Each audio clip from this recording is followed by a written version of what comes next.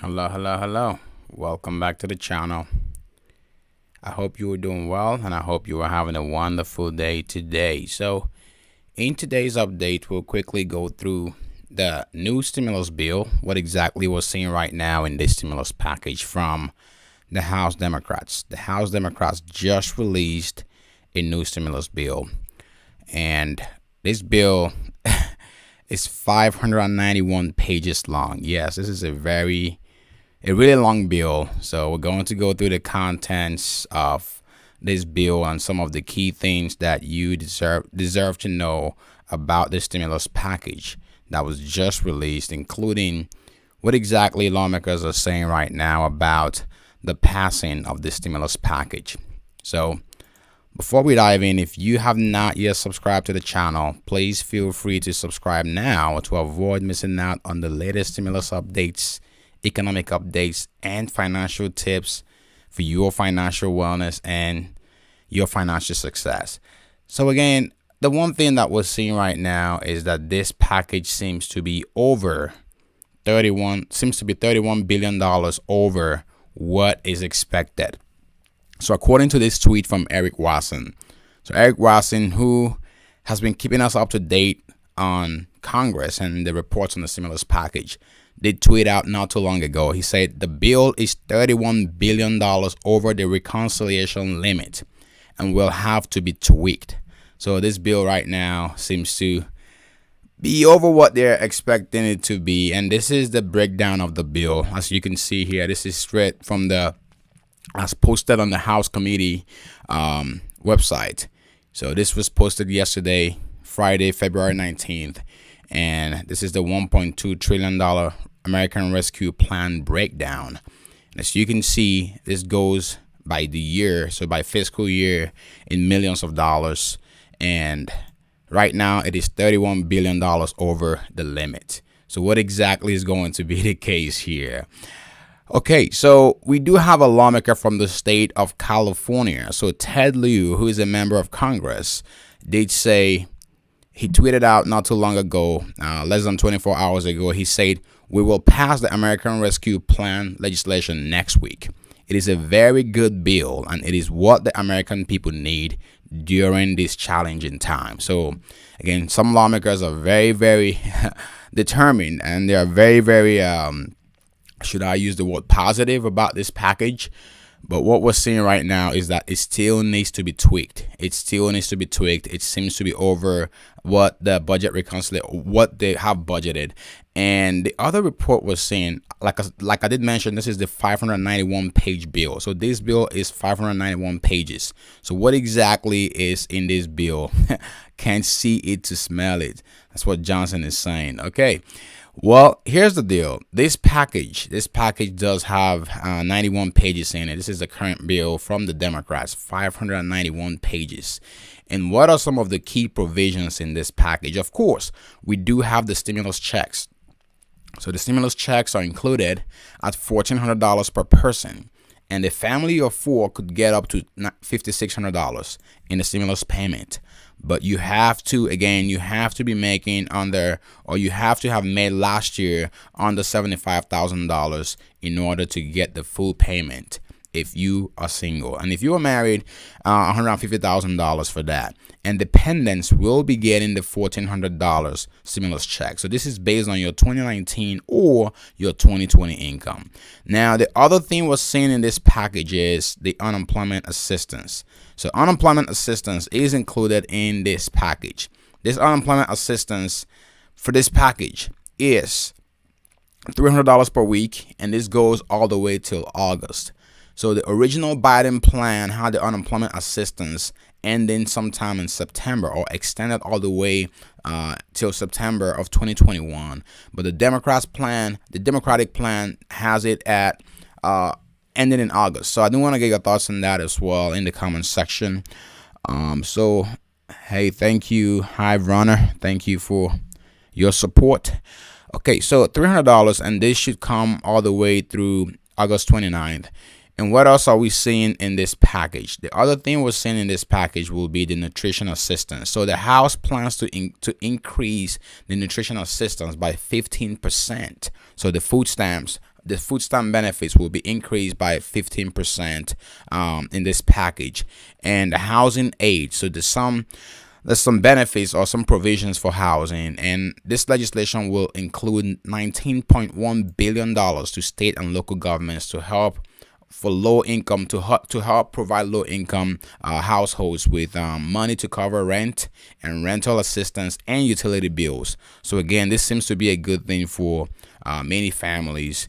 Then the other thing that we have here is $10 billion would be authorized to help people struggling. So homeowners who are struggling to pay their mortgages, their utilities, and their property taxes. So $10 billion for homeowners. And then, yes, Nicole Burnett, I meant $400 per week. So the current unemployment benefit is $300 per week. So it will be $400 per week. And this will be extended all the way till August 29th. So, okay, back to the housing. The housing aid will be $10 billion for homeowners, so to help you with your mortgage. So if you own a home, you will be getting some funding to help you with your payment in case you can't meet that. And then for people who are renting, there's $19.1 billion included in this package to help with that.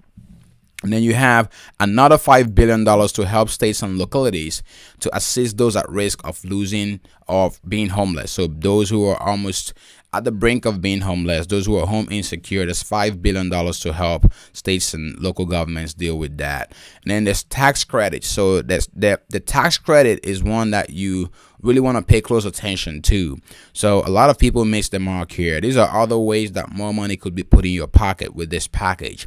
So according to the stimulus plan right now, there is around $3,600 for families who have kids under the age of 6. So if you have kids under the age of 6, between 0 and 6 years, they will be getting $3,600 per child. And then if you have $3,000, if you have kids under the age of 18, they will be getting $3,000. So just wanted to point that out as well. So that's the tax credits for the child tax credits are included in this package. Then the other important thing that was seen in this package is the optional paid sick leave. So paid sick and family leave. So again, the House bill will not reinstate the mandatory paid family and sick leave as approved in the previous package. So Biden's package did include optional the paid family and sick leave, but the House bill does have that as an optional from what we're seeing here. And it also provides education and child care, like we mentioned. So the bill will provide $130 billion to K through 12 schools to help students return to classrooms. So to more funding to help schools reopen. So that's included in this package as well. So the Democrats' plan is more in line with what Biden proposed in his American Rescue Plan. And the other big thing we're seeing here will also be that the bill will provide $39 billion to child care providers. So $39 billion will be going to people who are registered as child care providers or businesses. The amount a provider will receive will be based on the operating expenses and is available to pay employees, rent, help families struggling to pay the cost, and purchase personal protective equipment and other supplies. So these are some other provisions that are not being talked about by the mainstream media, but we're seeing it right now in some of these or maybe by other outlets. And the health insurance is another big thing that we're seeing in this package. So this package does include health insurance, subsidies, and Medicaid.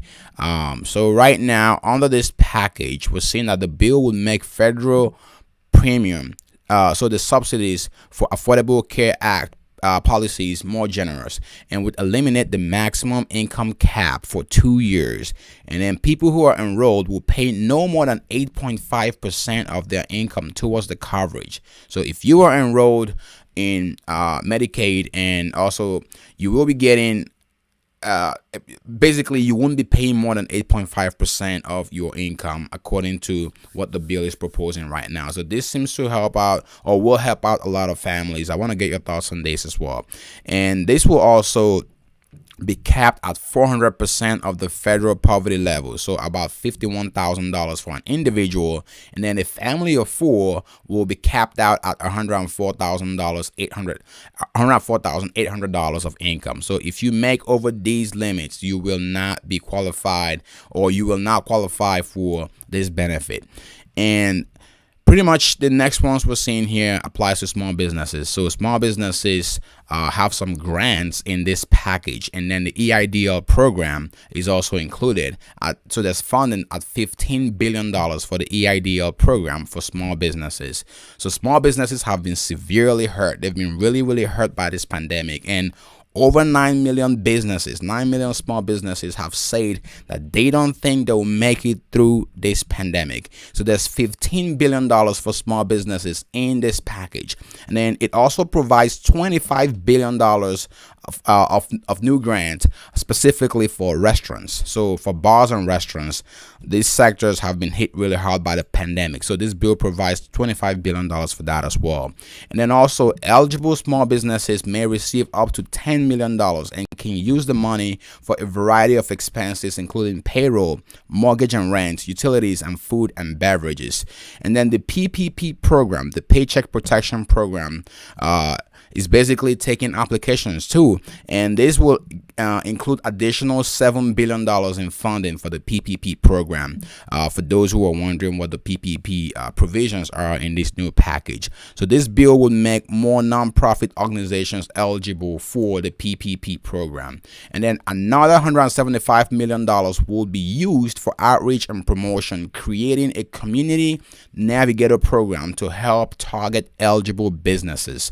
And then what about the aid to states and local governments? So this seems to be a very sticky issue right now, the funding for states and local government. So again, this package seems to be more in line with what Biden has proposed, and this package is going to provide $350 billion to states and local governments, as well as tribes and territories. So you may be wondering, where will this funding go to? So remember, states and local governments employ frontline workers like the firefighters, the police officers, and basically the city officials that keep the city running and keep the states going. So this $350 billion is going to be very helpful for states and local government, especially those who are basically running dry right now during this pandemic. So again, that's a lot of money that I'm sure some states have really need badly during this period. And then the other thing that we're seeing right now is $14 billion to research, develop, and distribute the vaccine. So for vaccine testing and also research, $14 billion for that. And then it will also put $46 billion towards testing, contact tracing, and mitigation of the virus. And another $7.6 billion to hire 100,000 public health workers to support the virus response. So 100,000 public health workers will be employed through this package. So this package will provide 100,000 jobs. So that's a lot of jobs to be provided through this package. And this is just a direct impact. There are still secondary jobs that will be created as a result of this package. Then the big sticky issue is the minimum wage increase. The minimum wage increase to $15 per hour by 2025 is also included in this package. But right now, we've seen there's so many mixed reactions on this $15 per hour minimum wage. Some people are saying, look, this is not the right time to include that in the budget reconciliation process. But people like Bernie Sanders are still pushing, saying we must pass this bill, the minimum wage increase. We must pass it regardless of what anyone is saying. No excuses. We have to increase the minimum wage to $15 per hour. Again, I want to get your thoughts on that in the comment section below. So that's kind of the list of this is basically the list of the stimulus package. And like I did say, here's the full breakdown from the House committee. So if you go on the House committee website, this is what you will see: the full breakdown of the departments or the sectors getting the funding, and how much these sectors are going to be getting for different fiscal years. And right now, like we've seen, they are $31 billion over the budget that they have planned. So The big deal everyone is talking about right now, or some lawmakers are pushing President Joe Biden to forgive $50,000 worth of student loan. So, again, this is something that Biden has said. Look, I'm willing to forgive $10,000 of student payment, so student debt for those who have student loan. Joe Biden said, "Hey, look, I'm kind of willing to forgive some student loans, but $50,000, I'm not sure if I have the powers." I mean, from the reports I read out there, it does appear that he's wanting to talk to get some more guidance from, I guess, from the justices, the Supreme Court or something like that, the Department of Justice or something, to see if he has the powers to implement the executive orders for the $50,000 student loan payment. But again, I'm not very clear on that. But one thing that I'm clear on right now that we know for sure is that there is a letter that's out there right now, and this is in front of us,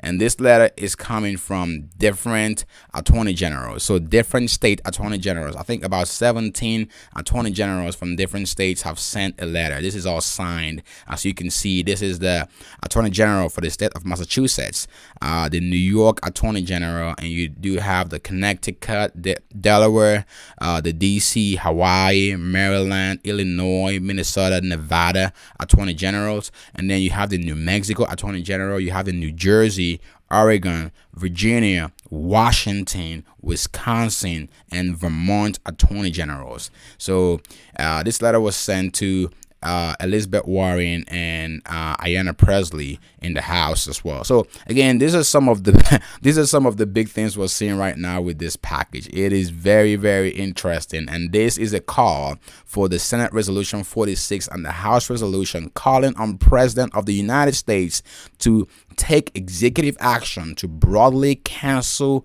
student loan debt. So this is what we're seeing right now. This letter is calling on the president to cancel student loans.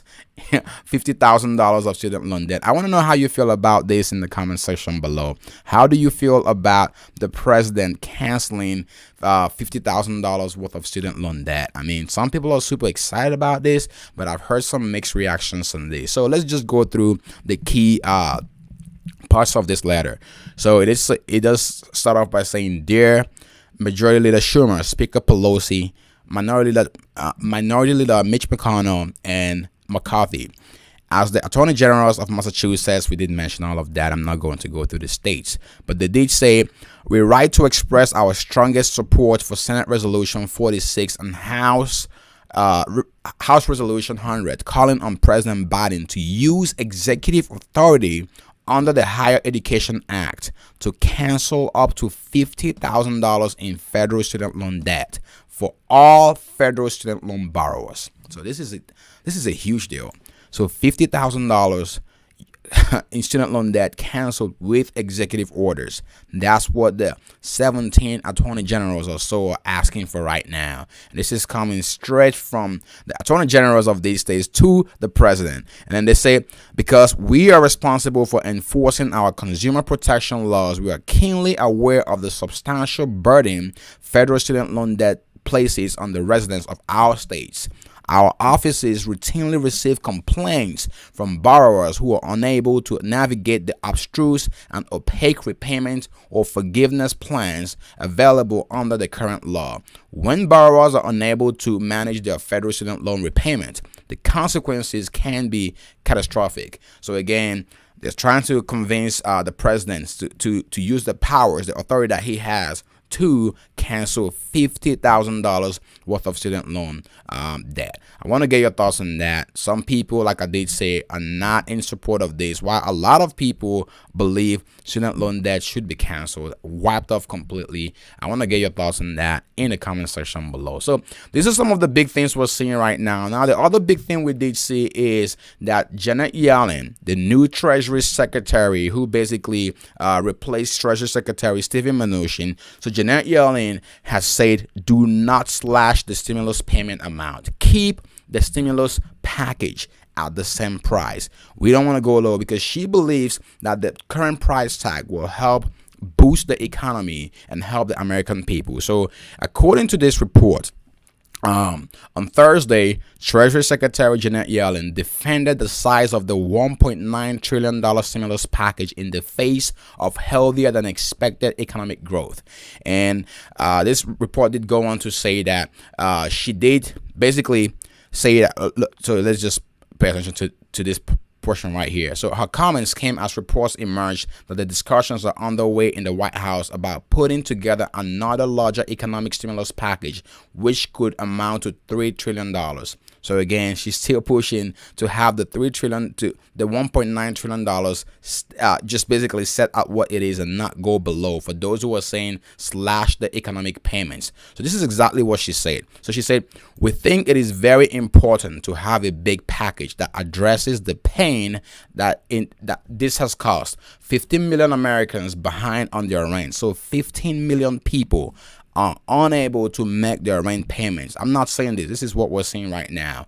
And 24 million adults and 12 million children who don't have enough to eat. Small businesses failing. And she did go on to say, I think the price of doing too little is much higher than the price of doing something big. For those who are saying, look, this package is way too expensive, we can't afford this, the Treasury Secretary Janet Yellen is saying, look, I think the price of doing too little is much higher than the price of doing something big. So she did conclude in this portion by saying, we think that the benefits will far outweigh the cost in the long run. So again, she's believing that this is an investment that will basically outweigh the cost in the long run. I want to get your thoughts on this in the comment section below. But these are some of the big things we're seeing right now. I just wanted to quickly bring that to you just so you understand where things currently stand. Earlier today, I did share the news on the letter from Chuck Schumer, the Senate leader Chuck Schumer. And in his letter, he did confirm the deadline for the stimulus package. And also, he did make some type of guarantee, or he did actually make a guarantee, or he assured the people that this package will be passed before this deadline. So check this out. So Chuck Schumer said in his letter to the Democratic caucus today, this is what he said yesterday. So he said, in addition to confirming highly qualified nominees to the executive branch, the Senate will continue developing President Biden's COVID-19 relief legislation, the American Rescue Plan, in coordination with our Senate committees. The House is finalizing the legislation for consideration on the House floor later this week. So again, the House is finalizing the package next week. And then Chuck Schumer, the Senate leader, continues by saying, please continue to provide feedback and ideas to my office and the Senate committees for the bill. We have already incorporated many of your suggestions as well as a number of bipartisan proposals into the bill, and the Senate is on track to send a robust $1.9 trillion package to the president's desk before the March 14th expiration of unemployment benefits. We will meet this deadline. So this is coming straight from Chuck Schumer, the Senate leader. So the Senate leader is saying, look, we will meet the March 14th deadline. We have to meet this date. We will meet this deadline. So there you have it, guys. March 14th is the new deadline for the stimulus package. And this is coming directly from Chuck Schumer, the Senate leader. I want to get your thoughts on that in the comment section. So this exactly where things currently stand with this package right now. And I hope you have a feel for where things are looking, or for what the package is looking like moving into the next week. So next week is going to be a huge week for this stimulus package. We're going to see the House vote on this package next week. More than likely, House Speaker Nancy Pelosi has said that. And they're saying the goal is to get this to President Joe Biden's desk as soon as they can before the expiration of the $300 unemployment benefits. Again, the story changes every day, so I do my best to keep you up to date on what exactly you deserve to know so you don't miss out on any of the critical information on this stimulus package, the stimulus check, and the major economic updates that will impact your pockets and the stimulus package. As usual, if you have not subscribed, please hit the subscribe button now, and be sure to let us know your comments in the comment section below. Share this video with other people to help them get the latest information on the stimulus package. Stay safe. See you in the next update, and thank you for